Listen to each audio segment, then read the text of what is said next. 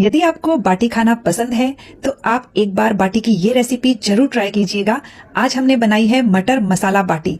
बहुत ही टेस्टी और खस्ता बनकर तैयार हुई है। आप इसे दाल के साथ भी खा सकते हैं और चाय के साथ भी इंजॉय कर सकते हैं, तो ट्राई जरूर कीजिएगा। इससे पहले हम बाटी के लिए आटा लगाएंगे। हमने यहाँ 2 कप गेहूं का आटा लिया है। ये आटा मोटा पिसा हुआ है जो हम चूरमा लड्डू के लिए इस्तेमाल करते हैं। यदि आपके पास ये आटा ना हो तो आप रेगुलर आटा लीजिए, बस उसमें 2 टेबलस्पून सूजी डाल दीजिएगा। अब हम इसमें आधा छोटा चम्मच नमक डालेंगे, आधा छोटा चम्मच अजवाइन को हाथों से क्रश करके डाल दीजिए, 2 पिंच के करीब बेकिंग सोडा डाल दीजिए, जिसे हम मीठा सोडा भी कहते हैं। इससे बाटियां सॉफ्ट बनती हैं। सारी चीजों को अच्छे से मिक्स कर लीजिए। अब बीच में होल कर लीजिए। अब हम इसमें 4 से 5 टेबलस्पून देसी घी डालेंगे और घी को आटे में अच्छे से मिक्स कीजिए ताकि आटे के कण कण में मोयन अच्छे से चला जाए। ये देखिए, इस तरह से रब करते हुए मिक्स कीजिएगा। तो ये लीजिए, हमने घी अच्छे से मिक्स कर लिया है और जब हम इसे बांधे तो ये इस तरह से बंधना चाहिए। अब हम हल्के गर्म पानी से इसका आटा लगाएंगे। भरवा बाटी के लिए आपको जो आटा लगाना है वो जैसे हम पूरी का लगाते हैं बिल्कुल वैसे लगाना है, ज्यादा टाइट नहीं होना चाहिए। और ये हमने आटा लगाकर तैयार कर लिया है और ये देखिए, इसकी कंसिस्टेंसी थोड़ा सा सॉफ्ट आटा होना चाहिए। अब हम आटे को ढककर साइड में रख देते हैं, तब तक स्टफिंग तैयार करते हैं। इसके लिए हमने यहाँ 1 कप ताजा मटर लिए हैं। मटर को हम मिक्सर ग्राइंडर में डालेंगे और इसमें 1 से 2 हरी मिर्च डाल दीजिए, 1 इंच अदरक का टुकड़ा डाल दीजिए और अब हम इसे दरदरा सा पीसकर तैयार करेंगे। ये देखिए, इस तरह का पीसकर हमें तैयार कर लेना है और इसी तरह से हम बाकी के मटर भी पीस लेंगे। तो सारे मटर को हमने पीसकर तैयार कर लिया है। अब हम एक मसाला तैयार करेंगे। तो इसके लिए हमने यहाँ 1 छोटा चम्मच धनिया पाउडर, आधा छोटा चम्मच लाल मिर्च का पाउडर, 1 छोटा चम्मच कश्मीरी लाल मिर्च का पाउडर अच्छे रंग के लिए, आधा छोटा चम्मच हल्दी पाउडर, आधा छोटा चम्मच काला नमक, आधा छोटा चम्मच सादा नमक, 1 छोटा चम्मच आमचूर का पाउडर, आधा छोटा चम्मच गरम मसाला और 1.5 छोटा चम्मच दरदरी पीसी हुई सौंफ। सौंफ को बिल्कुल भी स्किप मत कीजिएगा क्योंकि मटर के मसाले में ये बहुत ही अच्छा फ्लेवर देती है। सारे मसालों को अच्छे से मिक्स कर लीजिए और ये हमारा चटपटा सा मसाला बनकर बिल्कुल तैयार है। अब हम एक कढ़ाई में 2 टेबलस्पून घी डालेंगे। इसमें 1 छोटा चम्मच जीरा डाल दीजिए और 1/4 छोटा चम्मच हींग डाल दीजिए। जीरे को अच्छे से पहले भून लीजिए और अब हम इसमें 2 चम्मच बेसन डालेंगे। बेसन डालने से मसाले का टेस्ट भी अच्छा आएगा और मटर में जो भी मॉइस्चर होगा वो भी बेसन एब्जॉर्ब कर लेगा। तो बेसन को हम लगभग 2 से 3 मिनट के लिए भूनेंगे, जिससे बेसन का कच्चापन निकल जाएगा। बेसन को हमने 3 मिनट के लिए भून लिया है और अब हम इसमें मटर अदरक हरी मिर्च का पेस्ट डाल देते हैं और अब हम इसे भी लगभग 3 से 4 मिनट के लिए भूनेंगे ताकि मटर में जो भी पानी होगा वो सारा सूख जाएगा और मटर का कच्चापन भी निकल जाएगा। और ये लीजिए, मटर को भी हमने 3-4 मिनट के लिए भून लिया है। अब हम इसमें ये सारे मसाले डाल देंगे जो हमने तैयार किए थे।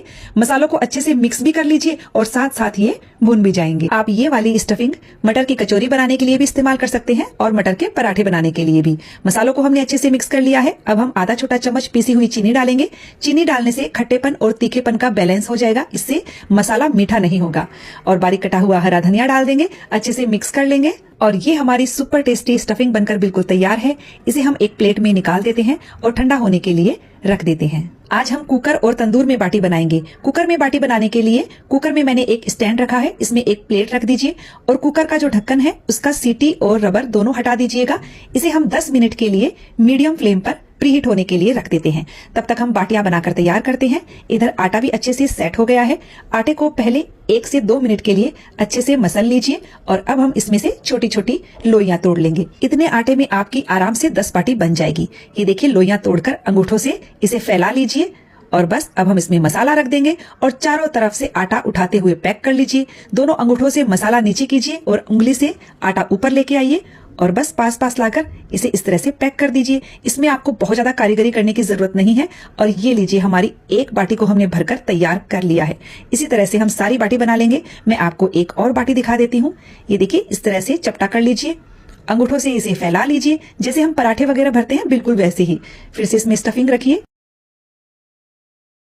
और बस अंगूठों से मसाला नीचे कीजिए, उंगली से आटा ऊपर लाइए और ये देखिए, इस तरह से दोनों तरफ से आटे को जोड़ दीजिए और ये लीजिए, हमारी दूसरी बाटी भी बनकर बिल्कुल तैयार हो चुकी है।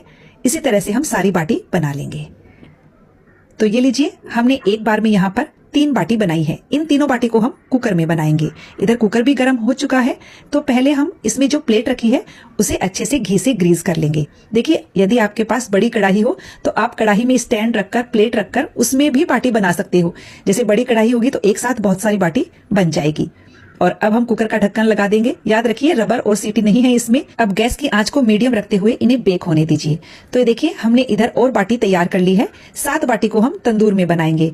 इधर तंदूर को भी मैंने 10 मिनट के लिए मीडियम आंच पर प्री हीट होने के लिए रख दिया था। ये बहुत ही पुराना तंदूर है।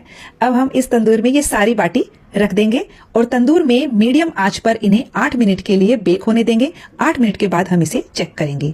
कुकर की बाटी को बेक होते हुए लगभग 8 मिनट हो गए हैं और ये देखिए, बाटियों पर बहुत ही बढ़िया से क्रैक्स आने लगे हैं। इन पर हम थोड़ा सा देसी घी लगा देते हैं और इन्हें पलट देते हैं। पलटते टाइम ध्यान रखिएगा, ये बहुत ज्यादा गर्म है। फिर से इसे बेक होने देते हैं और इधर हमें तंदूर की बाटी को रखे हुए भी लगभग 8 से 9 मिनट हो गए हैं। इन्हें भी पलट देते हैं। इसी तरह हमें 7-8 मिनट के बाद में बाटियों को अलट पलट करके चेक करना है। तो कुकर की बाटियों को रखे हुए हमें फिर से 7-8 मिनट हो गए हैं। ये देखिए, बाटियां बहुत ही अच्छी सिकने लगी हैं। और इधर हम तंदूर की बाटी को भी देख लेते हैं। फिर से इन्हें पलट देते हैं। ये देखिए, बहुत ही अच्छे क्रैक्स आने लग गए हैं इन पर। और ये लीजिए, कुकर की बाटी को बनते हुए पूरे 35 मिनट हो गए हैं और ये हमारी बाटियां बनकर बिल्कुल तैयार है। बाटियां हमारी बहुत अच्छे से बेक हो चुकी है, लेकिन हम इसे थोड़ा सा और सेकेंगे। गैस पर एक जाली रखेंगे, गैस की आंच को एकदम लो रखिए और अलट पलट करते हुए 2 मिनट इसे और सेक लीजिए। और ये देखिए, हमारी बाटियां एकदम परफेक्ट दिख रही हैं। तो चलिए, अब हम तंदूर की बाटियों को भी देख लेते हैं। इन्हें भी पकते हुए लगभग 35 मिनट हो गए हैं। ये बाटियां भी हमारी बिल्कुल तैयार है। इन्हें भी हम बाहर निकाल लेते हैं। और ये लीजिए, तंदूर वाली बाटी भी तैयार है। टोटल हमने 10 बाटियां बनाई हैं। 3 हमने कुकर में बनाई हैं और 7 तंदूर में बनाई हैं। तो चलिए, गर्मा गर्म बाटी को हम घी में डिप करते हैं। घी से बाटी का टेस्ट और भी ज्यादा बढ़ जाता है। आप यदि घी में ना डालना चाहे बाटी को तो स्किप कर दीजिए। आप इसको चाय के साथ ऐसे भी इंजॉय कर सकते हो। ये बहुत ही टेस्टी लगती है। और ये लीजिए, घी में केवल 2-2 मिनट के लिए इसे डिप कर लीजिए, फिर बाहर निकाल लीजिए। मैं आपको एक बाटी को दिखाती हूँ, इसे तोड़कर बताती हूँ कि ये कितनी खस्ता बनकर तैयार हुई है। मैंने इसे पंचमेल दाल के साथ सर्व किया है।